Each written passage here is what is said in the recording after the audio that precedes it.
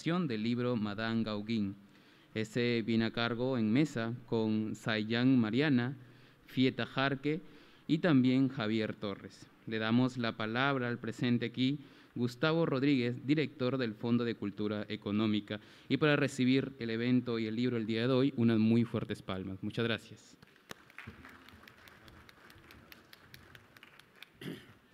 Muy buenas tardes, tengan todos ustedes. Muchas gracias por acompañarnos en esta presentación de una novela que quien la lea se va a apasionar.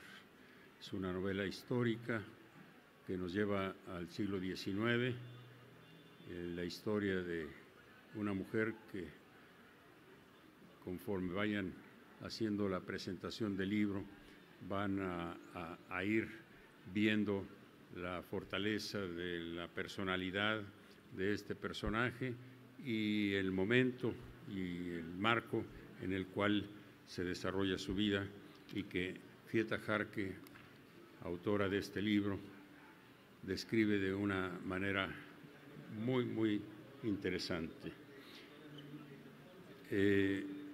Hemos invitado para que compartan esta mesa y comenten este libro a Siana Mariana, poeta, historiadora mexicana, que fue compiladora y editora de la antología poética que acabamos de presentar hace unos momentos, y que, aprovechando su presencia aquí en Lima y sabiendo su calidad de historiadora, profesora en la Universidad Iberoamericana de México, le invitamos a participar en esta discusión sobre la obra de Fieta.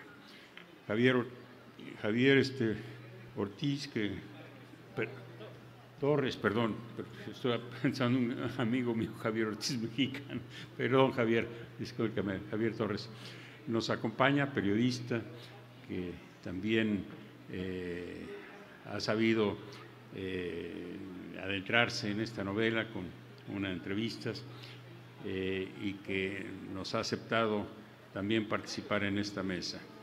Sin más, y para no perder el tiempo que nos da este espacio, la Cámara Peruana del Libro, a quien agradezco profundamente su espacio, le doy la palabra a Fieta para que pues dirija la mesa sobre quiénes van a hablar y sobre su obra. Bienvenidos.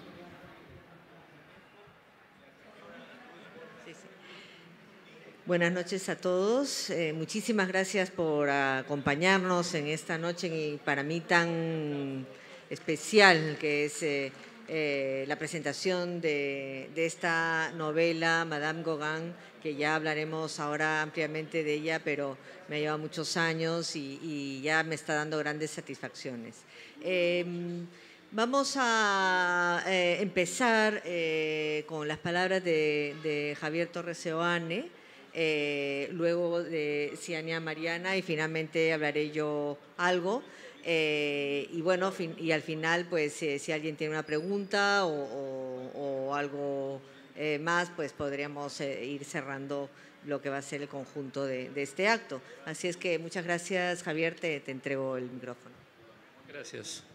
Bueno, en primer lugar, muchas gracias por la invitación al Fondo de Cultura y además a Fieta, con quien nos habíamos conocido de manera virtual a través de una entrevista hace un tiempo, pero además por la ocasión, ¿no? Porque hay libros que a uno lo conmueven, y voy a empezar por ahí, ¿no? A mí esta novela, la historia de Madame Gauguin, la historia de Aline Chazal Gauguin, hija de Flora Tristán y madre de Paul Gauguin, es realmente una historia conmovedora, pero que no se queda solamente en el drama y en la vida del personaje, que tiene una vida llena de situaciones extremas, no solo complejas, sino extremas.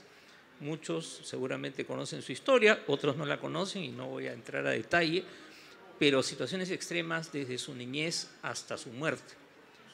Y además una mujer que vive entre dos mundos dos mundos que estaban en procesos de cambio y de transformación, pero que eran muy distintos. La Francia de 1848, primero, y luego ella retorna años después, y la Lima de la época del guano, de la consolidación, ¿no? Echenique y todos estos personajes de nuestra historia tan complejos y con tanta carga histórica además, ¿no? Por lo que significaron en su momento. Y la historia va de lo cotidiano, lo personal, las relaciones complejas entre Aline y su madre y con sus hijos también, no solo con Paul, sino también con su hija, ¿no? Pero a la vez dialoga y atraviesa todo ese proceso político, y no solo el proceso político, sino toda esa transformación que se estaba dando en el caso de París, con la gran transformación urbana de París, y en el caso de Lima, con esta riqueza y esta bonanza que tuvimos con el guano y que la aprovechamos tan mal, ¿no? Y cómo este mundo limeño miraba al París, ¿no? Y todo este tema de cómo imitar, cómo copiar. Hablaba con Cian ya hace un momento más temprano sobre ese tema, ¿no? Cómo a veces nos la pasamos mirando el otro mundo, el viejo mundo en este caso, y no miramos y no le sacamos provecho a lo nuestro. Pero entonces la política, la transformación urbana, el cambio de las costumbres y también los cambios en el arte, que es ya en la segunda parte, en la segunda etapa, cuando ella vuelve a París, ¿no? Y todo esta relación entre la fotografía y la pintura, ¿no? Que se convierte también en un desafío, en un reto y en un tema de... Yo en un momento del libro decía, ¿y ahora por dónde vamos? Y de pronto aparece esta gran discusión de aquellos años, ¿no? Pero aparte de todo esto, creo que la construcción del personaje de Aline es realmente, muestra la complejidad de una mujer, como decía, atrapada en situaciones extremas, pero además viviendo y conviviendo con personalidades profundamente complejas y contradictorias. Flora Tristán no solo para el Perú, pero para el feminismo, para quienes creemos en una serie de ideas de derechos, es un personaje fundamental en el siglo XIX y hasta ahora, cada vez más la descubrimos. Pero había una dimensión de Flora Tristán también en esta relación con su hija, ¿no? En la vida cotidiana, que claro, como siempre, nos hace ver los claroscuros de un personaje. Y eso ocurre siempre, ¿no? Y de otro lado, la compleja relación con su hijo, ¿no? Por sus propias experiencias de infancia y por el temor de que su hijo termine reproduciendo, ¿no? Las viejas violencias familiares, ¿no? Pero a la vez, aparte de este complejo personaje que había tocado piano con Chopin, ¿no? Y luego le toca unas piezas a Debussy, ¿no? En la novela, eso sí lo puedo contar. Creo que además otra de las riquezas del libro, y ya creo que ahí se me va el tiempo, tiene que ver con la cantidad de espacios y territorios que el libro recorre, porque viajamos por el mundo, ¿no? Tanto con Gauguin como con ese viaje terrible de la familia de Aline y su esposo a Lima, ¿no? Que trastoca su vida totalmente. Entonces, y una persona que en ningún lugar terminaba estando cómoda, ¿no? Era como que en ese mundo de transformaciones y de cambios, por más que trataba de adaptarse y adecuarse, no terminaba de encontrar su lugar, hasta que creo que encuentra su punto, digamos, en este descubrimiento en la novela, permíteme la licencia, de los textiles de nuestros textiles antiguos, ¿no? Y el valor de nuestros textiles, ¿no? Y cómo ella eso lo valora, ¿no? Eso que cuando se guaqueaba era lo último que importaba, porque las telas quedaban ahí botadas y se perdían y solo querían sacar las joyas, ¿no? Los objetos de más valor. Y ella lo descubre y luego lleva eso también a convertirlo en un poco en parte central de su vida. Y el libro creo que tiene la virtud, Fieta, de que es una trama también la que ella misma ha construido. Es como que uno siente que Fieta va tejiendo la historia de Aline, y eso realmente uno lo va descubriendo, lo descubrirán ustedes cuando lean el libro, ¿no? Y la complejidad de la trama, ¿no? Creo yo que eso también es como un diálogo con el personaje ya de Fieta. Y bueno, ya no quiero decir más, es una invitación a la lectura y creo que le dejo la palabra a Cianya. Muchas gracias. Bueno, primero agradecer que poder presentar este libro, porque como extranjera,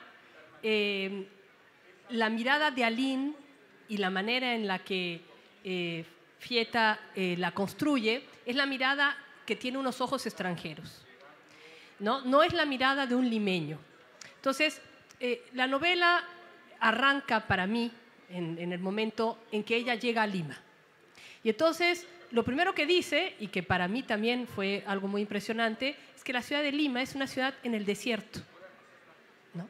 Y a partir de ahí, entonces los cañaverales tienen otra proporción, entonces el agua tiene otra proporción, y después todo lo que va tejiendo, efectivamente hay una relación entre la urdimbre y la trama que usamos no solo en los textiles, sino también en la literatura, ¿no? ¿Cuál va a ser la trama de mi vida? En un momento dado, Aline pregunta varias cosas: ¿qué es ser madre? ¿Qué es ser padre? O sea, ¿cuál va a ser mi trama? Sobre todo cuando está entre dos, yo llamaría monstruos de la naturaleza, Flora Tristán y Paul Gauguin. Entonces, ¿qué significa ser hija y madre de dos monstruos de la naturaleza y ella ser alguien cotidiano? Y entonces, en el refugio de lo cotidiano, el textil, lo que se va tejiendo, ella va reconstruyendo su historia, que efectivamente va de Europa a Lima, de Lima a Orleans y de Orleans a Argel. Entonces, son puros lugares, como dijo Javier, convulsionados, porque de alguna manera la modernidad institucionalizada que estamos acostumbrados hoy, incluso la idea de la feria de un libro, nace en el siglo XIX en Europa por un lado, y por otro lado, en América Latina nacen los estados nacionales. Entonces, estamos en una época fundacional, cuando ella no es un personaje fundacional, pero sí es hija y madre de personajes fundacionales. Uno en la pintura, que va a ser su hijo, y otra en el feminismo y en el activismo, que va a ser su madre. Entonces, antes de este arranque de la acción, cuando ella llega a Lima y empieza a tejer lo cotidiano, están los antecedentes de una madre, primero, muerta, y a la cual la hija le dice: discúlpame, madre, por no ser como tú. Y a partir de esa pregunta, ¿no? Se genera otra con George Sand. ¿Quién era George Sand en la vida de esta mujer? Una mujer rival, de alguna manera, de su madre, pero también mujeres de acción, mujeres que van a escribir la trama de su historia a partir de la acción con los demás. Entonces, ella, que un poco la vida la va llevando, no se da cuenta a lo largo de la novela que ella también es un personaje interesante y de acción. Ella cree que es un pequeño personaje, siempre como detrás de otros. Y finalmente la estructura de la novela es una estructura circular. Empieza un poco con el libro de Historia de una paria de Flora Tristán y termina cuando la madre, casi como en mandato, le dice al hijo: no te vas a convertir en un paria, ¿no? Entonces la estructura es circular y es muy interesante ver cómo va tejiendo la trama, ¿no?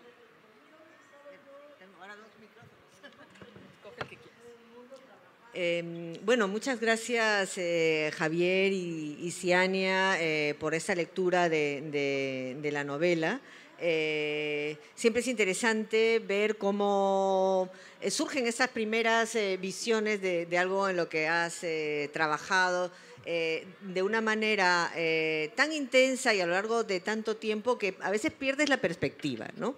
Es muy difícil en este caso para mí, porque yo empecé a escribir este libro en realidad, y lo digo al final, por una insatisfacción literaria, ¿no? y no voy a corregir aquí la plana un premio Nobel, pero después de leer la novela de Vargas Llosa, El paraíso en la otra esquina, que es justamente un paralelo entre las vidas de Flora Tristán y Paul Gauguin, sentí la necesidad de ver qué había en el camino del medio, y el camino del medio era justamente el vínculo, ¿no?, que significaba esta mujer, que como dice Ziania, se veía a sí misma como un personaje secundario en su propia vida, ¿no? Y de hecho, además, la vida la llevó a verse siempre envuelta en círculos de poderosos, sea en lo político, en lo intelectual, en lo artístico, y ella seguía siendo y sintiéndose de esta manera. En el fondo es un poco como muchos de nosotros, ¿no? Yo creo que sentir cuál es tu lugar en el mundo es todo un proceso, un trabajo, ¿no? Este libro, pues sí, me ha llevado casi 20 años, no por que yo, en realidad yo escribo más o menos rápido, el proceso de investigación histórica fue apasionante, ¿no? Entonces yo podría decir que prácticamente la mayor parte de los detalles y circunstancias están basados en hechos reales, circunstancias reales. Hay incluso, hay una escena ahí que al final, cuando está de la estancia de ellos en Lima, que es este gran baile, ¿no?, que da José Rufino Echenique, que está obviamente basado en esta tradición peruana de Ricardo Palma, que se llama el baile de la victoria, ¿no?, y en que ella estuvo ahí, ¿no? Entonces, al deducir yo, ella estuvo ahí porque era de la parte de la familia, entonces obviamente era una manera de vivir un poco parte de nuestra historia, y a través de este personaje que también fue real, y al que, por supuesto, como es una novela, se incorporan muchos elementos y, por supuesto, situaciones, diálogos y personajes que me han sido útiles para construir todo el relato, ¿no? Obviamente hay partes que sí son totalmente ficción, ¿no?, deducciones, en realidad, deducciones de cosas que podían haber sucedido, ¿no? Y sobre todo la parte final, que fue lo que realmente me llevó a dar por terminado de una vez el libro, y que parte de unos descubrimientos bastante recientes a los que tuve acceso sobre la pintura que es la portada del libro. Esta pintura es el único retrato que hizo Paul Gauguin de su madre. Y es muy curioso porque lo hizo 20 años después de que ella hubiera muerto, y además la pinta como una niña. Es muy raro que alguien recuerde a su madre en un único retrato como niña, e incluso a pesar de que se base en una fotografía de ella que él siempre llevó, ¿no? La relación entre fotografía y pintura es muy importante a lo largo de toda la novela, porque era el momento en que esta tecnología estaba imponiéndose y que causó todos los movimientos de los cambios modernos, de los movimientos del arte moderno de finales del siglo XIX, principios del XX, ¿no?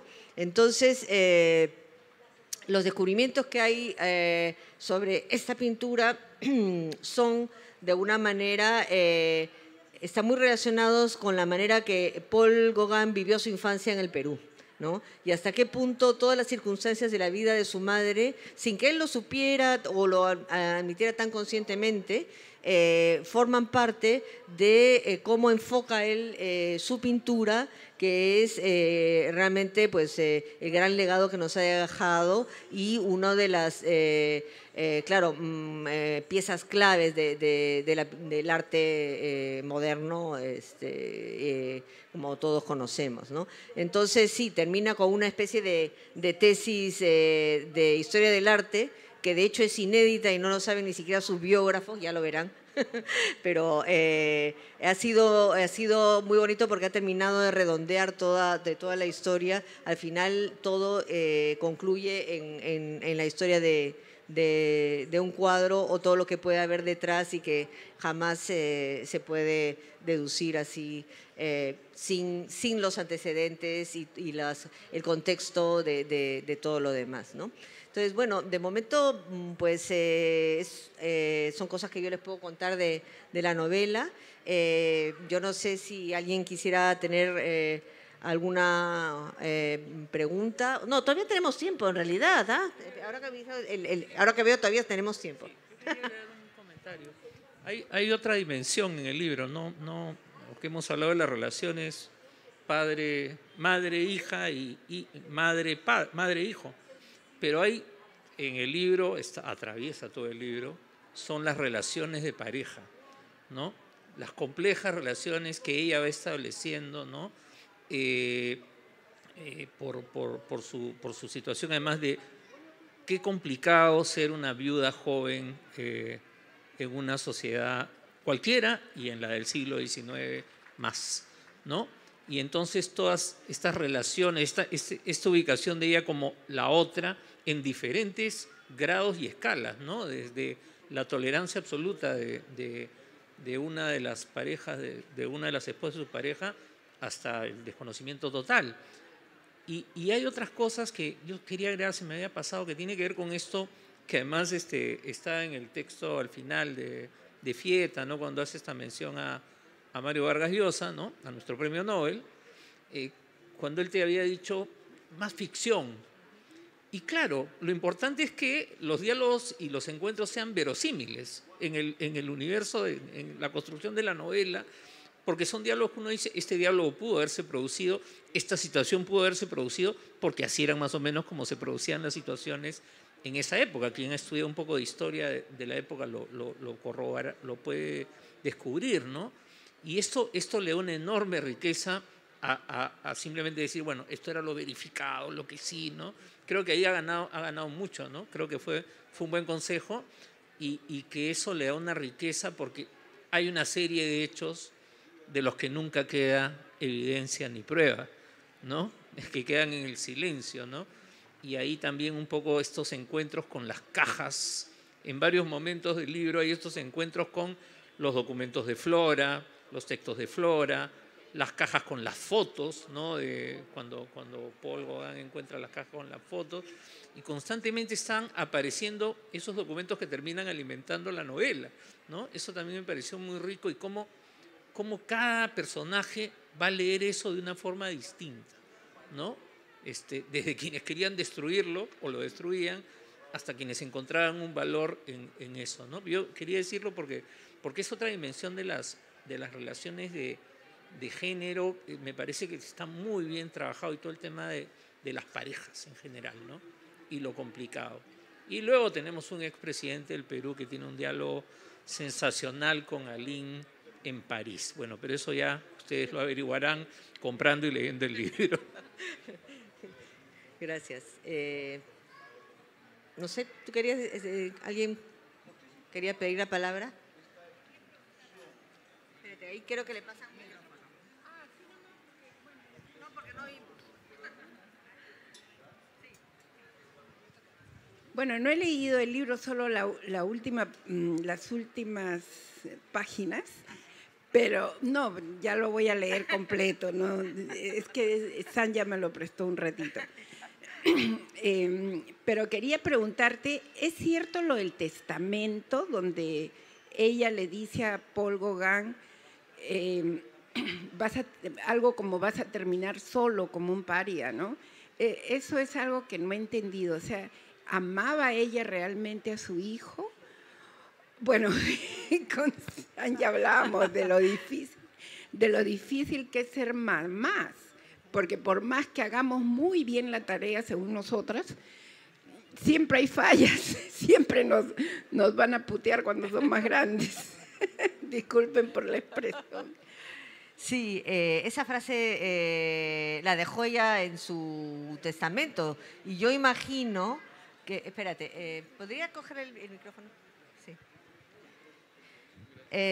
Hay una extraordinaria biografía de Paul Gauguin de David Sweetman, que por supuesto ha sido súper útil para mí, porque lo que él ponía una línea, yo indagaba y me metía y pude encontrar muchas cosas más, ¿no? Entonces, pero esas son las pequeñas anclas para la ficción, ¿no? Entonces, si tú ves que yo además no he leído obviamente todo el testamento, bueno, obviamente no, quizás si hubiera podido acceder en Francia, no sé qué, porque evidentemente eso está documentado en esta biografía y tiene que haber en una bibliografía del testamento completo al que yo no he accedido. Pero me bastaba con esa frase, ¿no? Que dejaba, que es impresionante que una mujer deje, además joven, porque ella murió a los 41 años, ¿no?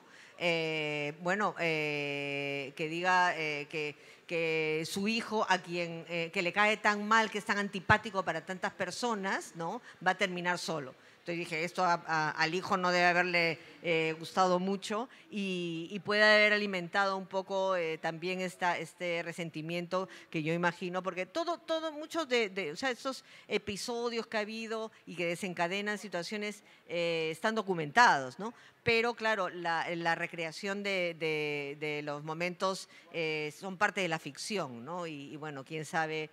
Y hay algunas cosas que no voy a revelar todo, pero que sí han sido de mi propia cosecha, ¿no? Voy a decir algo al respecto, y lo decía al principio con los personajes fundadores. La madre de Schopenhauer era una gran mujer, era también una feminista, era también, ¿no? Y detestaba al hijo y el hijo la detestaba a ella, ¿no? Y tiene que ver, a veces, yo no creo que no quisiera al hijo, o sea, creo que no tiene que ver con eso. Hay madres que son más cariñosas, hay madres que son más frías, de todas maneras a todas les sale chueco, así que no importa cómo sean las madres, ¿no? Pero es cierto que los personajes fundadores son personajes mucho más difíciles con los cuales convivir. O sea, no siguen el canon, no siguen las reglas, no se comportan bien, te hacen pasar vergüenzas. O sea, es muy difícil tener un personaje fundador. Yo no los considero genios, sino fuerzas de la naturaleza, por eso lo dije así, los considero personajes fundadores. Están cortando una época como Schopenhauer o como Gauguin y están abriendo otra época. Y lo que me parece muy interesante de la novela es que un poco como esta época, es una época convulsionada, llena de fundadores y por lo tanto llena de relaciones equívocas y ambiguas. Entonces yo creo que hay que entenderlo más bien así. No creo que haya sido una mala madre. De hecho le dice a la madre cuando empieza la novela, mamá, tuvimos una mala relación, o sea, hay un remordimiento por tener. Ella quisiera el mundo perfecto de la casita feliz y no le sale, ¿no? Ni arriba, o sea, con la madre, ni abajo con el hijo. ¿Dónde quedó el micrófono? ¿Quién se quedó con el micrófono? ¿Quién tiene el otro micrófono? Es que hay una pregunta y entonces necesitamos el otro micrófono.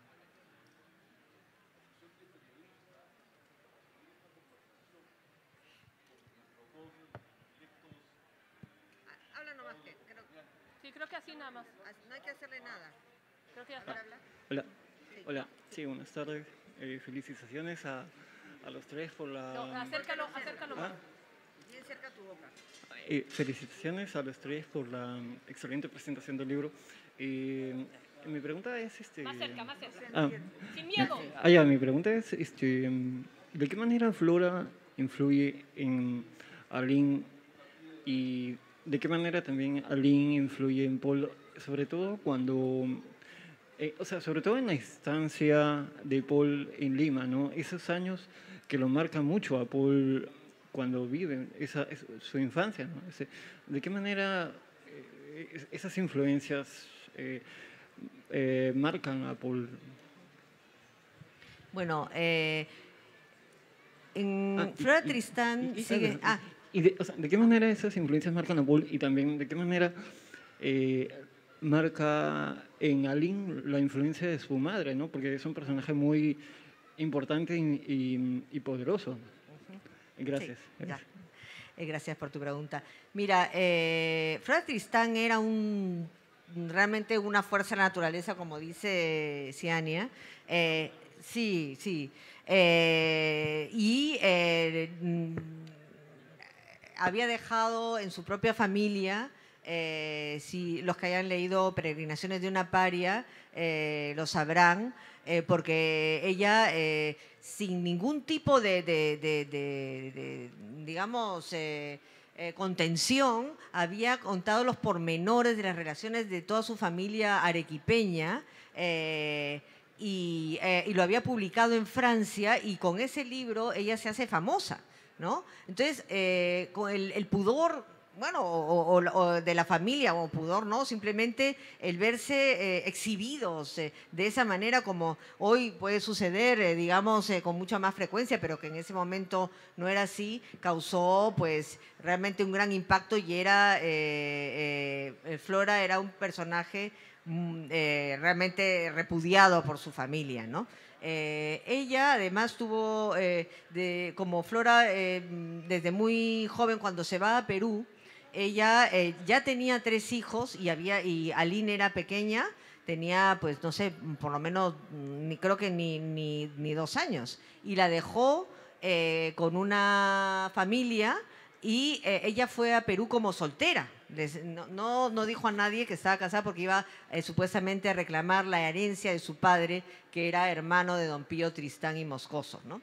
Entonces, claro, toda esa etapa de su infancia, de los abandonos, porque además ella huye y deja a su marido y está varios años huyendo por toda Francia con la niña para que no la encuentre el marido. O sea, ella tuvo una infancia muy dura en ese sentido, ¿no? Obviamente todo eso, más lo que fue Flora Tristán a lo largo de su vida, y cuando se hizo famosa y adoptó toda esa lucha social, que le importaba mucho más que hacer el papel o el rol de la madre burguesa, impactaron mucho naturalmente en la hija. Y ella, yo creo que no le quiso contar a sus propios hijos nada de la abuela, ¿ya? Entonces, toda mi historia parte de por qué Paul Gauguin no sabía nada de Flora Tristán, que es lo que pasa en El paraíso en la otra esquina. Se ponen estos dos personajes, pero Paul Gauguin no sabía nada de su abuela. Y yo decía, ¿por qué no sabía nada de su abuela? Porque la madre no le quiso contar todos los dramas que ella había vivido, no solo con su madre, sino con el padre, que encima perseguía a la madre, le disparó, casi la mata, la secuestró, abusó de ella, en fin, toda una situación que Paul Gauguin ignoraba. Evidentemente, todo ese drama familiar es lo que está detrás de todo esto, y es un poco esta explicación, ¿no?, de por qué Paul Gauguin no sabía nada de Flora Tristán, pues porque su madre se lo ocultó.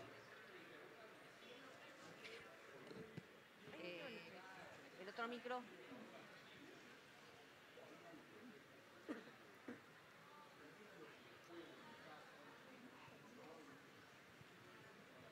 Ahí no le hagas nada.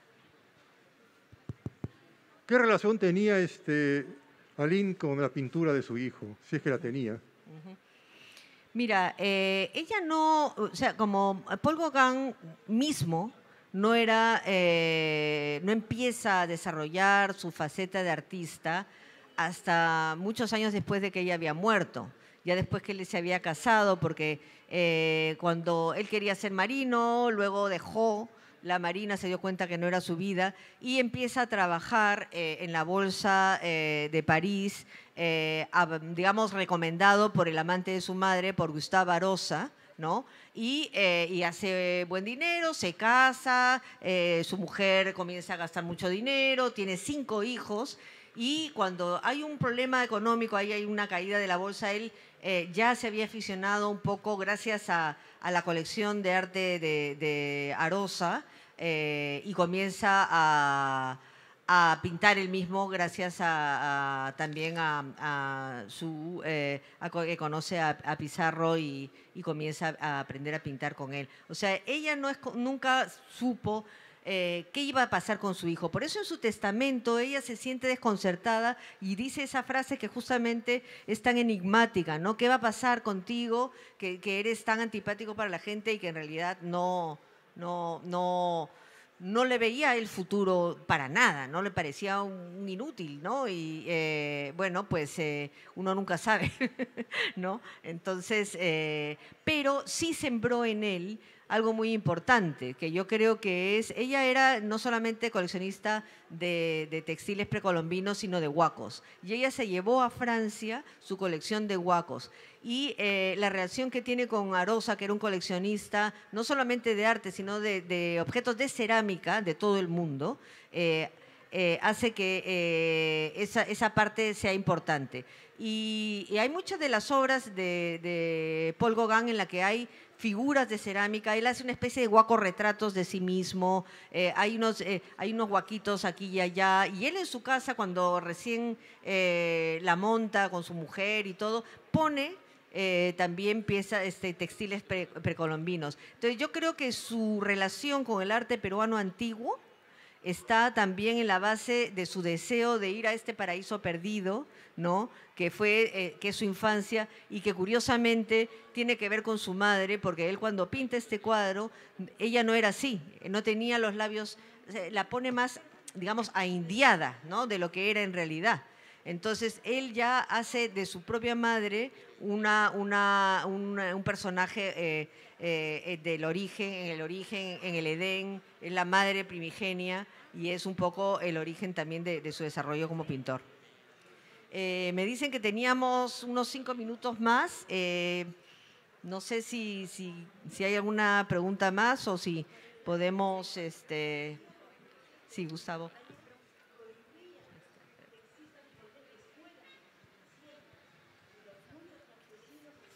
Hay otro personaje del cual no hemos hablado aquí en esta presentación del libro, que es el tío de Paul, el tío Sissi. ¿Cómo podrías integrarlo en esta presentación, en esta plática? Voy a ser breve porque por el tema del tiempo. El esposo de Aline Gauguin, el padre de Paul, se llamaba Clovis Gauguin, era un periodista republicano, muy combativo, que tuvo que en determinado momento considerar el exilio y por eso se lleva a la familia a Perú y él muere en el camino. Y él tenía solamente un hermano que era Sissi, así le llamaban, que era joyero, diseñaba joyas, era orfebre y... obviamente era soltero, no tuvo hijos, quizá he aventurado mucho yo en hablar de su homosexualidad, ¿no?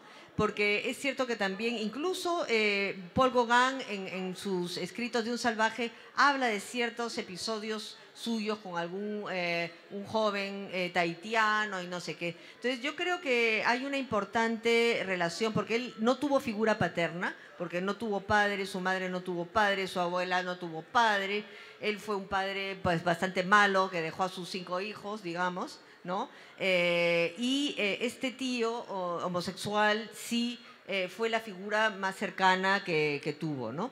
Entonces hay una parte muy amplia que me gustó mucho inventar, ¿no? Aunque también, por supuesto, está basada en muchos datos reales, porque él estuvo exiliado, ese tío Sissi, en Argelia. Y entonces el orientalismo, ese gusto por lo exótico, por los países desconocidos, también es un elemento que yo creo que forma parte de esa atracción de Paul Gauguin por estas civilizaciones y por estos mundos que se llamaban primitivos, que ya sabemos que realmente lo que son es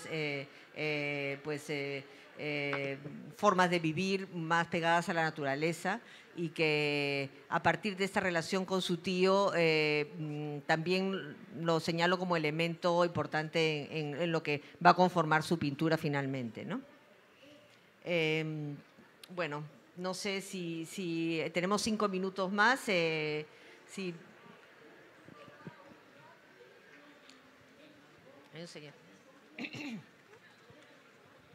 Sí, buenas noches. Quería saber, en una parte se mencionan libros, ¿no? Con unas coordenadas y etcétera. ¿Eso de dónde proviene? Bueno, eso es una cosa muy curiosa que sucedió en Lima.